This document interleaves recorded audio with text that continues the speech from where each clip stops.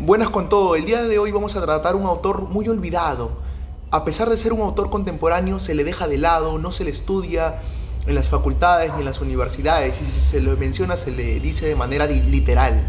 El autor que vamos a mencionar va a tener una obra cumbre llamada el Anti-Edipo, que en realidad es solamente la primera parte de una obra. Su obra cumbre o su obra clave se va a llamar Capitalismo y Esquizofrenia. La primera parte se va a llamar el Anti-Edipo y la segunda parte se va a conocer como Mil Mesetas. En realidad solamente tengo las copias, no he podido conseguir las obras tal porque no las venden, así como se oye, no las venden.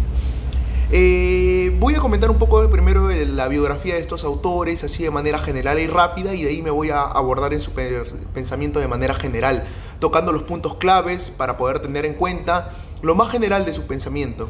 Y ya de por sí, ya si ustedes desean, pueden abarcarlo de manera más profunda, más rizomática también, como ellos van a llamar. Estos pensadores que voy a tocar, pensadores digo, ¿por qué? Porque son dos. El primer autor que voy a tocar son dos. ¿Por qué me refiero a que son dos? Son dos autores que escriben en conjunto el libro. Esta obra que ven acá de Capitalismo y Esquizofrenia, que se ha dividido en dos partes, el Anti-Edipo y Mil Mesetas, que es la segunda parte, está en alguna medida escrito por dos autores. Uno de ellos se llama, ambos son franceses, uno de ellos se llama Gilles Deleuze y el otro se llama Félix Guattari. Uno es un filósofo y el otro es un psicoanalista. Félix Guattari es un psicoanalista. Fue un gran discípulo de Lacan. Gilles Deleuze fue un contemporáneo de Michel Foucault. Y bueno, comentar un poco de su biografía. Primero, Gilles Deleuze. Gilles Deleuze se le considera un pensador postestructuralista. ¿Por qué? Porque en alguna medida va a ser una crítica al estructuralismo. ¿Y qué es el estructuralismo? Es una corriente francesa que surge en el siglo XX, que tiene varios representantes. Uno de ellos ya lo mencioné, es Michel Foucault, que ya no va a intentar analizar, por ejemplo, el poder o analizar la sexualidad o analizar los discursos políticos de manera global, de total, no, sino de manera estructural. Se va a basar en regiones, se va a basar en instituciones específicas y todo ello. Más o menos es un poco el estructuralismo. Pero el contexto en el que van a surgir estos autores, Gilles Deleuze y Félix Guattari, los cuales van a tener diversas obras. Por ejemplo, por parte de Gilles Deleuze va a tener obras muy buenas como la que he mencionado ya, aparte de sus obras cumbre, tiene obras como Lógica del Sentido, Diferencia y Repetición, Crítica y Clínica. O también Deleuze tiene libros sobre autores que él ha leído. Por ejemplo, le dedica un libro a Spinoza, le dedica un libro a Nietzsche. Es la interpretación que él hace a partir de estos autores. Y también tiene un libro muy bonito, el ¿Qué es la filosofía?, ¿no? En el que intenta dar una definición tal y como él entiende, en el que dice, cuando la gente pregunta ¿qué es o para qué sirve la filosofía?, la respuesta tiene que ser agresiva. ¿Por qué? Porque la filosofía no sirve a ninguna institución, es decir, no sirve en el sentido de que no sirve al Estado, no sirve a una iglesia, no sirve a una institución pública, no sirve a ningún poder político, no sirve a algo, sino más bien tiene una utilidad de destruir todo aquello que dice tener utilidad. Es decir, que la filosofía, en el fondo, su utilidad es denunciar la bajeza del pensamiento, es decir, denunciar todo lo superficial, a todos esos pensamientos en alguna medida que son arbóreos, lo va a denominar él, que son jerarquizados, que ya están estratificados, que ya están territorializados, y la filosofía tiene por función denunciar esa bajeza de pensamiento y crear. El concepto de crear está muy metido en Deleuze, crear nuevos conceptos a partir de ello. Un verdadero filósofo para Deleuze es aquel filósofo creativo, que en palabras de él lo va a llamar un filósofo rizomático. Pero no me voy adelantando. Tiene esos libros, por ejemplo, por parte de Félix Guattari, también tiene otros libros muy buenos, que uno de ellos es Las 13 Ecologías, en el que introduce un nuevo concepto muy bonito que es la ecosofía, pensar al medio ambiente desde un punto de vista filosófico. No solamente ellos, sino también tiene un libro llamado Caósmosis. Tienen libros muy interesantes y algo más para comenzar a tratar estos autores. Voy a repetir algunas determinadas palabras porque es el concepto de su filosofía de estos autores. Van a utilizar bastantes términos de la biología, bastantes términos de la geografía y de ciencias naturales. Por ejemplo, van a utilizar el término homogenética, heterogenética, rizoma, territorialización, nómada, calco, cartografía. Van a utilizar términos como cuerpo sin órganos, van a utilizar términos como rostridad, como geología, de ritornello. Van a utilizar también un término, la máquina deseante, máquina de guerra. Van a utilizar términos un tanto complejos, pero voy a intentar sintetizar, resumir de una manera clara, concisa, entendible, distinguible, para que pueda transmitir los conceptos del pensamiento de Deleuze y Guattari. Y algo más para terminar. Ellos, tanto Gilles Deleuze como Félix Guattari, en las obras que es su obra cumbre, Capitalismo y Esquizofrenia, me voy a basar más que todo en Mil Mesetas, no en el Anti-Edipo. Ellos van a hacer una crítica al psicoanálisis freudiano, pero no una crítica de un punto de vista científico o por acusarle de pseudocientífico, no, esa crítica no, sino va a ser una crítica rizomática, una crítica creativa desde un punto de vista metafísico y ontológico, por así decirlo. Esta gran crítica la van a hacer fundando una nueva forma de ver el mundo, una nueva forma de respirar aires de libertad, en la cual no haya patrones obstructivos que afecten a la espirometría del cuerpo, ni a la espirometría pulmonar hematótica. ¿A qué me refiero con ello? Van a fundar una nueva corriente, por así decirlo. Si el psicoanálisis, por así decirlo, ya tiene métodos, ya tiene establecido un padre que es Sigmund Freud, discípulos como Jung, Erich Fromm, etcétera, etcétera, ya. Gilles Deleuze y Félix Guattari van a intentar o van a crear una corriente, por así decirlo, conocida como el esquizoanálisis, también conocida como la psiquiatría materialista revolucionaria. ¿En qué se basa esto? Así como por lo general una disciplina, una nueva corriente, cuando un nuevo pensamiento se crea, tiene un objeto de estudio, el objeto de estudio del esquizoanálisis va a ser el estudio de los flujos o movimientos. El flujo, el movimiento, el devenir, el dinamismo, ya eso va a estudiar el esquizoanálisis. Cuando me refiero con flujo, no quiero que tengamos en cuenta un pensamiento urduano, bueno, al menos una forma limitada, parametrizada. Cuando me refiero a flujo, me refiero a todo aspecto de la realidad. Todo aspecto de la realidad realizable, movible, cambiable, dinamizable. Cuando me refiero a flujo, me puedo referir, por ejemplo, al flujo, a las palabras. Las palabras son un flujo que están en constante devenir. Yo hablo, le emito un mensaje, el receptor en alguna medida procesa el mensaje, él nuevamente me emite un mensaje, yo me vuelvo receptor. Estamos emitiendo, las palabras son un flujo que están en constante dinamismo. Ves un video, ves otro, escuchas a una persona, escuchas a otra, escuchas a tus padres, escuchas a un líder, escuchas a un profesor, escuchas y escuchas y escuchas, y también hablas, los flujos de las palabras. Otro flujo que podemos analizar, el flujo monetario, el flujo del dinero, el flujo nominal, cómo es que va de las empresas a las familias, y de las familias nuevamente a las empresas. Hay una especie de circulación monetaria, circulación nominal, también va a ser estudiado por el esquizoanálisis. Otro flujo que también podemos ver, el flujo genético, cómo es que en alguna medida los caracteres genotípicos y fenotípicos, por medio de nuestros cromosomas, hacemos que puedan preservarse de generación en generación, ¿no? Es otro flujo también, otro movimiento. La genética, un flujo genético, también un flujo de ¿qué podría ser? Un flujo de electrones. Ahora, ¿qué tiene que ver la química acá? ¿Yo para qué quiero analizar un flujo de electrones y en qué me va a servir? Porque puedo utilizar los conceptos de la química como una especie metafórica, anagórica, para entenderla de un punto de vista de repente más ético, de un punto de vista moral, de un punto de vista arrastrado para el campo de la filosofía.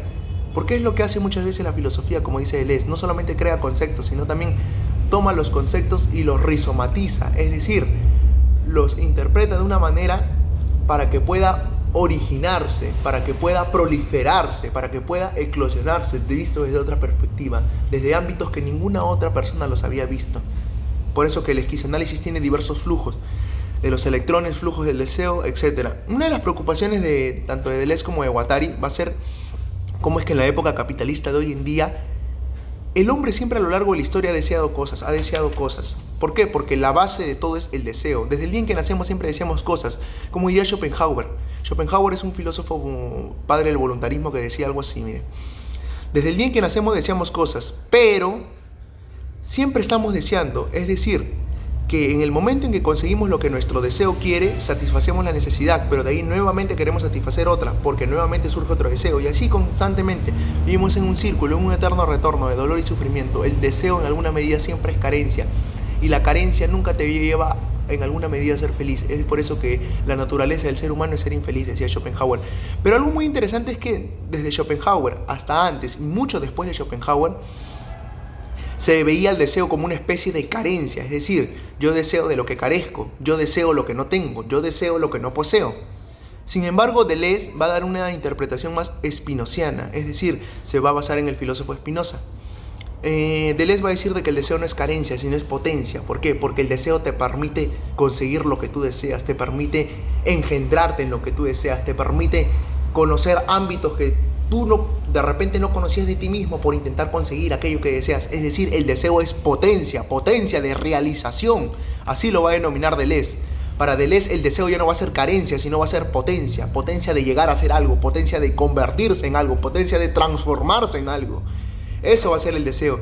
Sin embargo, algo que le va a preocupar a Deleuze es que en la época capitalista de hoy en día, el deseo muchas veces se ve inhibido por todas las condiciones que impone este sistema. Él dice algo así: ¿cómo es posible que el deseo de las personas en la época capitalista quieran la propia represión de su deseo? Es decir, que hemos llegado a una época en la cual el deseo desea su propia represión. Es decir, que el propio deseo desea reprimirse a sí mismo. Es decir, ya no aflora la naturaleza humana, sino al contrario. Estamos antinaturalizándonos, dice Deleuze. Y esto surge en la época del capitalismo hoy en día. No solamente ello, sino también voy a comentar algo más. El libro El Rizoma, que es el segundo tomo de Capitalismo y Esquizofrenia, que es en el cual me voy a basar más ahora, tiene títulos muy interesantes. Estos son, no sé si los pueden apreciar, pero el primero se llama así: Introducción, Rizoma. El libro se llama 1000 mesetas, ¿por qué? Porque va a estar escrito en forma de mesetas, de estratos, es decir, que en alguna medida el libro tú te lo puedes leer sin necesidad de abarcar un aspecto en específico. Puedes comenzar por el capítulo tal, porque es un libro rizomatizado. Ahorita voy a explicar lo que es rizoma. Comenzamos primero con rizoma, ¿les parece? Mire, la rizoma es un concepto tomado de la biología, de la botánica para ser más específicos. Gilles Deleuze y Guattari toman este concepto de la biología y lo he graficado de esta manera para que se entienda de manera sencilla, sin necesidad de entrar en ámbitos con términos técnicos, biológicos. No le voy a hablar, por ejemplo, de teorías de histología vegetal, de fitohormonas, de cuestiones de botánica, no, sino de manera sencilla. Este es un árbol y esto es un rizoma. Ahora, ¿por qué introduce esta idea de rizoma Gilles Deleuze y Félix Guattari?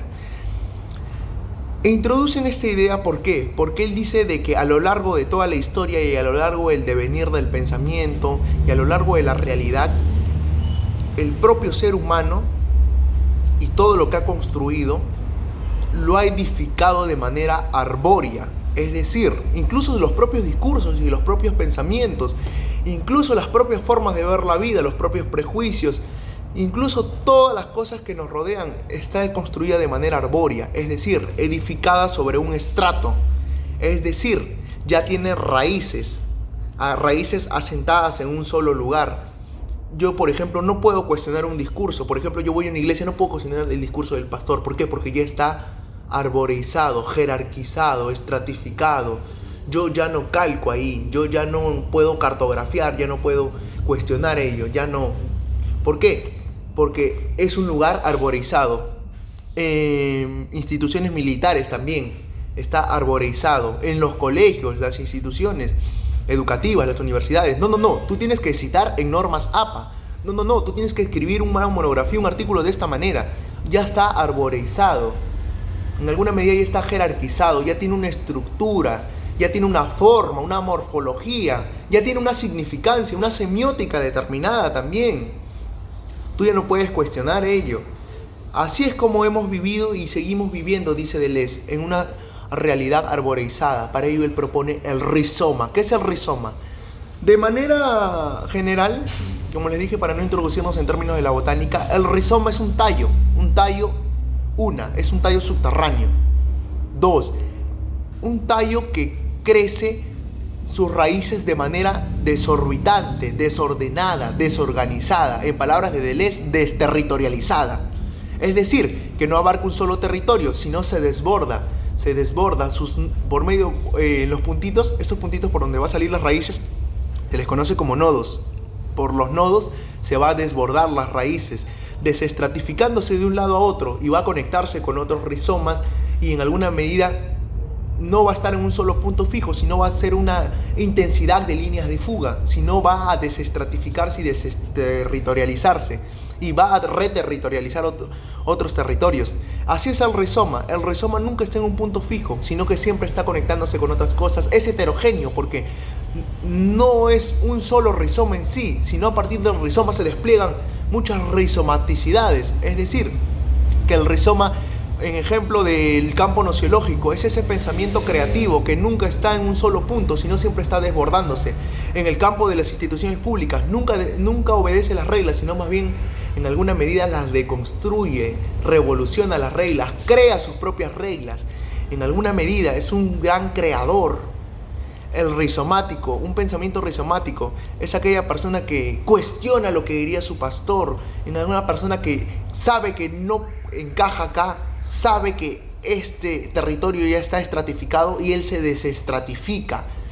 Un pensamiento rizomático, una persona rizomática, en alguna medida es una persona libre. Así pongámoslo de manera sencilla. Es por eso que él dice, ¿no? Haced rizoma y no raíz. Les voy a leer la frase para que la entiendan. Algo más. Y el rizoma va a tener unas especies de principios, lo va a denominar. Principios muy interesantes, como por ejemplo el principio de conexión que les comenté, que el rizoma siempre está conectado con otros rizomas, con otros puntos. Otra de esas es que el rizoma es heterogéneo, que se le conoce como el principio de heterogeneidad. Es decir, que nunca es uno solo, sino es múltiple, apela a la multiplicidad, nunca apela a la unidad, apela a la pluralidad, nunca apela a las dicotomías. Algo más, con respecto al árbol, al pensamiento arbóreo, al discurso arbóreo, siempre es dicotómico, siempre es binario, siempre es binómico. ¿A qué me refiero con esto? Siempre ve el arbóreo la perspectiva, lo bueno y lo malo, lo blanco y negro. Esto es correcto, esto es incorrecto. Ya, ese es el arbóreo, el que no puede escapar de esas dicotomías.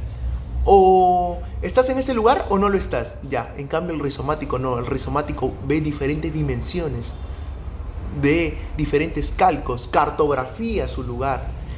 Y en alguna medida el rizomático atraviesa todo aquello que lo arbóreo en alguna medida está linealizado, mientras que lo arbóreo solo tiene una línea, una verticalidad. El rizomático no solo es horizontalidad, porque se desborda por todas las multiplicidades de sus alrededores. Por ejemplo, les voy a leer algún fragmento de cómo es que se puede entender el rizoma. Se dice que el rizoma es una manifestación a favor de una nueva imagen de pensamiento, un modelo descriptivo o epistemológico en el cual la organización y función de los elementos no sigue líneas de subordinación jerárquica con una base o una raíz, dando origen a múltiples ramas de acuerdo al conocido modelo de árbol de Porfirio, sino que cualquier elemento puede afectar o incidir en cualquier otro. No tiene principio ni fin, sino un medio por el que crece y desborda, no sigue las bases o raíces definidas como tales. ¿A qué me refiero con esto? De que con respecto a la posición de Deleuze va a estar en contra de todo lo totalitario, de todo lo que se dice verdadero y certero, de todo lo ortodoxo, y va a proponer más bien algo heterodoxo. Por eso que plantea estos principios del rizoma, ¿no? El rizoma en alguna medida, por ejemplo, principio de conexión, que dice que cualquier punto del rizoma puede enlazarse con otro punto, puede ser conectado con otro. Eso no sucede en un árbol ni tampoco en una raíz, ¿no? ¿Por qué? Porque los puntos siempre permanecen fijos. Por ejemplo, también el principio de heterogeneidad, que dice así: Lo voy a leer. El rizoma es una unidad heterogénea, en tanto el árbol como imagen del mundo invoca la lógica binaria, donde las relaciones entre puntos siempre se obedecen a un orden intrínseco y a una homogeneidad. Sentencia las múltiples formas que tiene un rizoma, lo multidimensional, que es su capacidad de variar e ir transformándose, metamorfoseándose, lo llama él, en oposición al pensamiento arbóreo o arborescente, que la jerarquía lleva a consecuencia una especie de homogenizaciones. Lo mismo que les he comentado en antes, pero con palabras más técnicas. Y el último principio, que es el principio de multiplicidad, que prácticamente va a proponer que el rizoma no tiene que basarse en la unicidad. ¿Por qué? Porque eso ya sería arbóreo. El rizoma más bien es múltiple, plural, discontinuo. El rizoma siempre es multiplicidad, dice. No deja reducirse a lo uno ni a lo múltiple. No está hecho de unidades, sino de dimensiones. Y estas dimensiones, como son asignificantes, es decir, no tienen una semiótica fija, sino más bien en alguna medida son, por decirlo en términos de punto de vista lingüístico, polisémicos, asubjetivos, y no tienen direcciones fijas, sino más bien son direcciones quebradas. No tiene un sujeto ni un objeto, sino determinaciones, tamaños, dimensiones, así lo denomina él. Eso es más o menos, en síntesis, un rizoma. Ahora, vamos a trasladar y a conocer otro concepto muy interesante, que es el de... En este video, algo que quiero acotar, no voy a tocar el concepto de molar, de molecular, tampoco voy a tocar del todo el concepto de nomadología, de devenir animal, de ritornello, rostridad y diversos otros aspectos más. ¿Por qué? Porque tomaría demasiado tiempo. Y eso sería de repente para otro curso, otro video, o si desean déjenmelo en los comentarios y podemos explicar uno de esos capítulos de manera más detallada. Seguimos, ahora vamos a tratar lo que es el CSO, así como suena, CSO.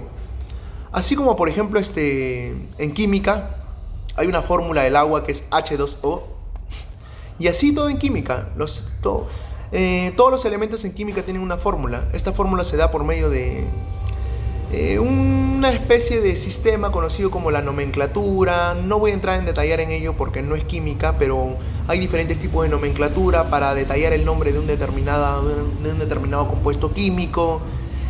Por ejemplo, hay determinadas reglas y todo ello, ya. Pero esta forma de nombrar por medio de reducirlo como una especie de abreviaturas a los compuestos, en vez de decir el agua, digo simplemente su fórmula química o su estructura por la cual está hecha, H2O. Lo mismo va a hacer Gilles Deleuze. Va a llamar un concepto, va a introducir un concepto nuevo conocido como el cuerpo sin órganos, y lo va a llamar el CSO. Esa es la fórmula, CSO, cuerpo sin órganos. Voy a explicar esto de una manera muy sencilla para que se pueda entender. ¿Qué es el cuerpo sin órganos? Primero, esta idea, la toman del campo de la embriología, porque en el tiempo en el cual vivió Deleuze, la embriología estaba dando un gran boom revolucionario. Como les había comentado, las ciencias biológicas estaban estallando, ya se había descubierto el microscopio, ya se había descubierto las leyes de la genética por Mendel, ya se sabía la teoría de la evolución por Darwin. De hecho, ya en ese tiempo se estaba realizando, poco después se realizaría la primera clonación de la oveja Dolly. O sea, la biología estaba en un gran desarrollo, un gran apogeo, un gran auge. Y Deleuze y Guattari van a tomar estos conceptos de la biología. Van a tomar un concepto de la embriología, del cuerpo sin órganos, y lo van a representar en el capítulo 5 de 1000 mesetas. Capítulo también titulado El cuerpo sin órganos, en el que lo van a representar por el CSO. Y primero voy a decir el concepto de qué significa cuerpo sin órganos para Deleuze. Él dice así: se plantea el cuerpo sin órganos como la vida no orgánica, es decir, como la vida no organizada, como la vida que se escapa de todos los agenciamientos, de todos los estratos, y que nunca se deja agenciar por un pensamiento, es decir, que nunca está atada a la organización de un cuerpo llamado organismo. El cuerpo sin órganos no es un ideal al que hay que alcanzar, tampoco es una realidad establecida, sino más bien una posibilidad que se va haciendo. Hay una frase que dice algo así: el cuerpo sin órganos no es ni producción, ni productor, ni producto, sino las tres cosas a la vez. El cuerpo sin órganos, mientras que el cuerpo común se caracteriza por tener órganos, el cuerpo sin órganos se caracteriza por tener órganos indeterminados.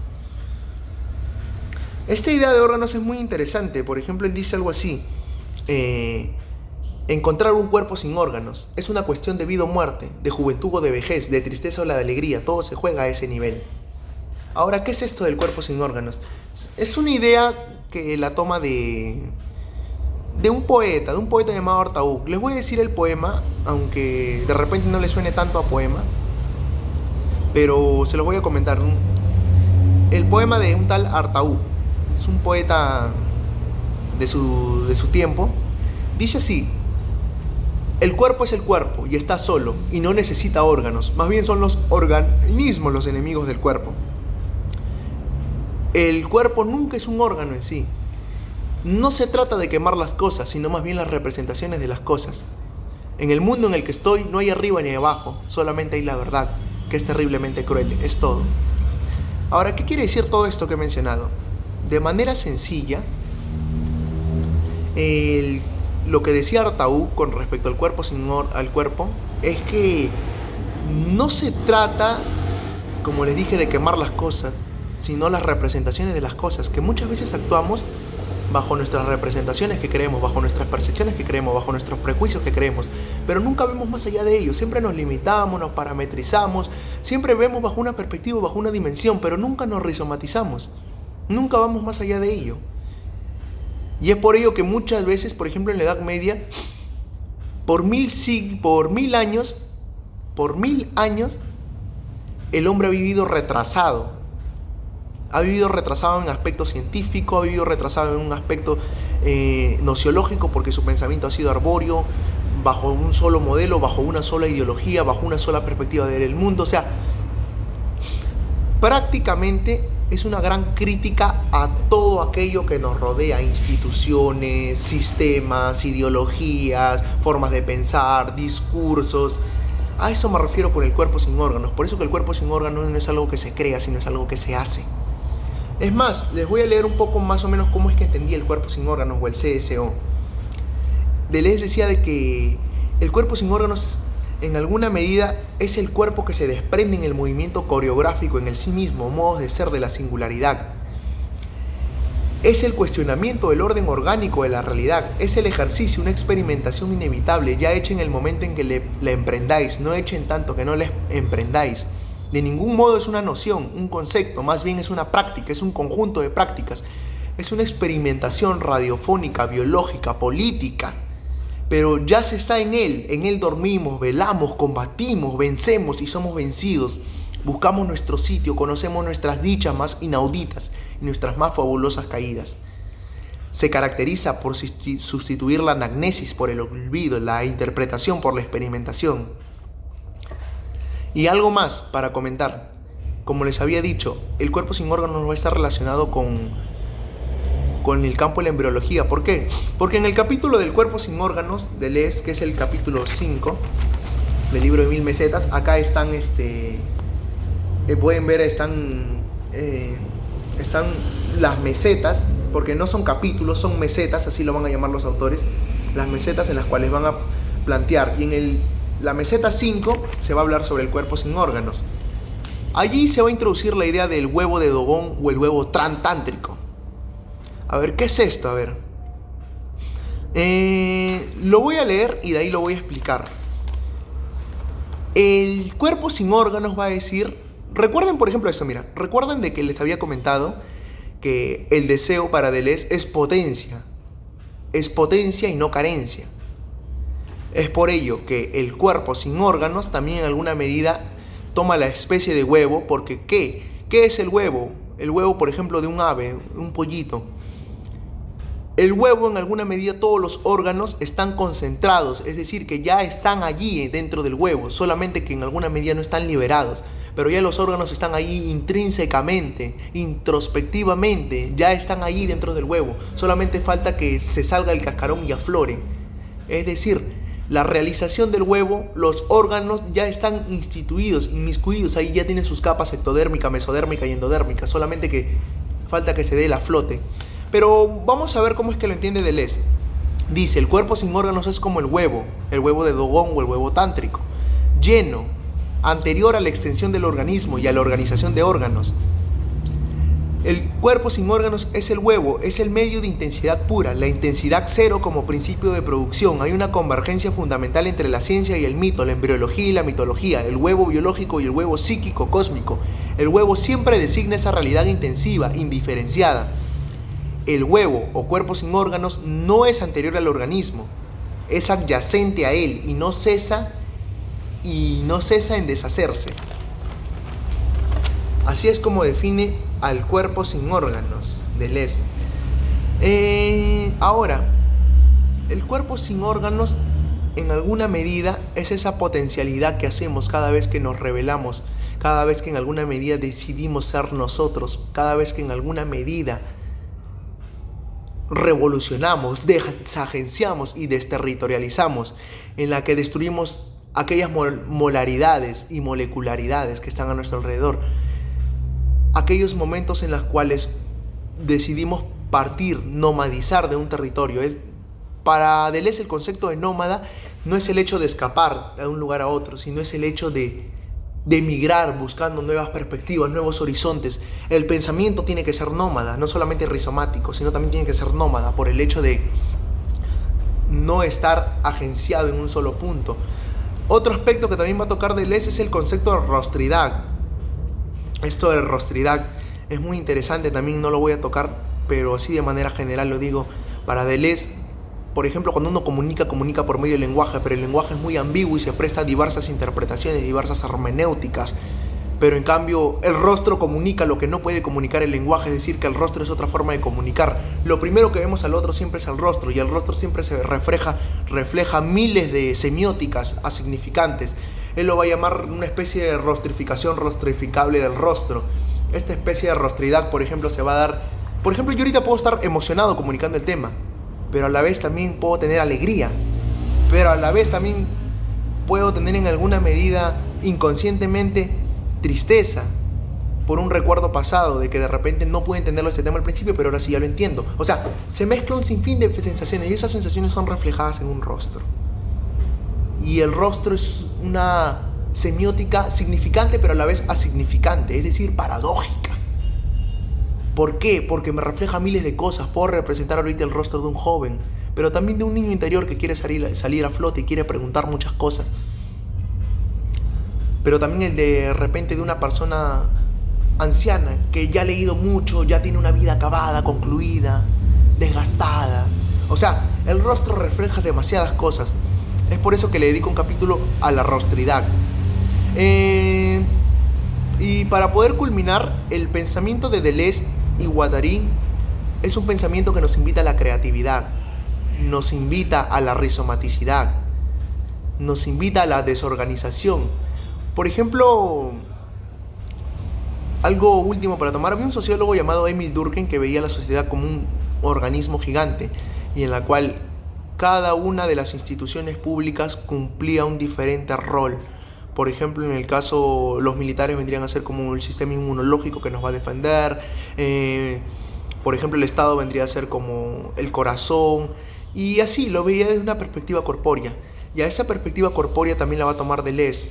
Pero esta perspectiva corpórea, Deleuze la va a tomar de un filósofo llamado Spinoza. Spinoza tenía una frase muy bonita en su libro llamado Ética Geométrica que decía: nadie sabe de lo que puede un cuerpo.